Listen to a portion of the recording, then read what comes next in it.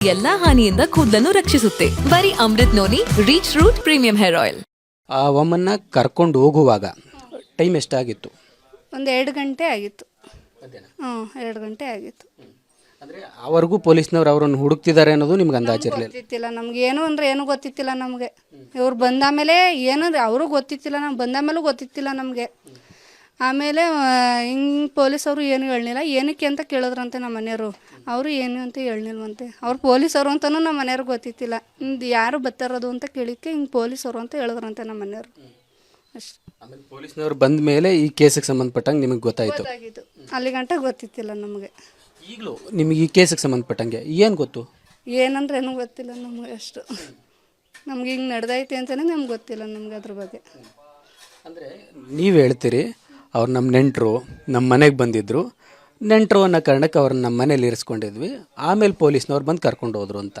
ಆದರೆ ಆ ಲೇಡಿಯ ಮಗನೇ KR ನಗರ ಸ್ಟೇಷನ್ಗೆ ನನ್ನ ತಾಯಿ ಕಿಡ್ನ್ಯಾಪ್ ಆಗಿದ್ದಾರೆ ಅಂತ ಕಂಪ್ಲೇಂಟ್ ಕೊಟ್ಟಿದ್ದಾರೆ. ನೀವು ಹೇಳ್ತೀರಿ ಅಳಿಯಂದ್ರು ಅವರನ್ನು ಪೊಲೀಸರಿಗೆ ಒಪ್ಪಿಸಿದ್ರು ಅಂತ.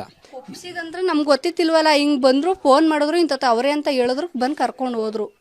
ನಮ್ಗೆ ಕಂಪ್ಲೇಂಟ್ ಕೊಟ್ಟಿರೋದು ಅನ್ನೋದು ಗೊತ್ತಿಲ್ಲ ನಮಗೆ. ಹೇಳಿ ಮಗ ಕೊಟ್ಟವನೇ ಅಂತಲೂ ಗೊತ್ತಿಲ್ಲ ನಮಗೆ ಇವತ್ತವರೆಗೂ. ನಮ್ಮ ತಾಯಿ ಮನೆಗೆ ನಾವು ಜಾಸ್ತಿ ಹೋಯ್ತಿತ್ತಿಲ್ಲ ನಾವು. ಈಗ ನನ್ನ ತಮ್ಮನ ಮದುವೆ ಆಯಿತು, ಆವಾಗಲಿಂದ ನಾವು ಹೋಯ್ತಿದ್ದು.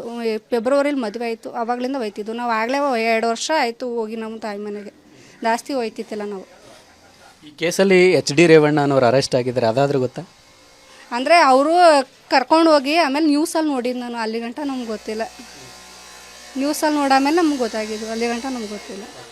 ಅಂದರೆ ರಾಜಕೀಯದ ವಿಚಾರದಲ್ಲಿ ನೀವು ಯಾರಿಗೂ ಏನೋ ಪರಿಚಯಸ್ಥರಲ್ಲ, ಗುರ್ತಿರೋರಲ್ಲ? ಗೊತ್ತಿಲ್ಲ ನಮ್ಗೆ ಅದ್ರ ಬಗ್ಗೆ. ನಾವು ನೋಡೇ ಇಲ್ಲ. ನಾವು ಎಲ್ಲಿ ಮನೆ ಆಯಿತು, ನಾವಾಯಿತು, ನಾವು ಹೊರಗಡೆ ಹೋಗ್ದವ್ರಲ್ಲ, ಎಲ್ಲೂ ಹೋದವ್ರಲ್ಲ.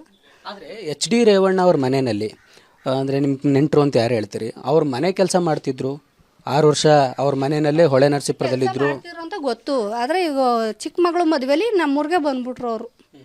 ಆಗಲೇ 4-5 ವರ್ಷ ಆಗದೆ ಬಿಟ್ಬಿಟ್ಟು ಅಷ್ಟೇ.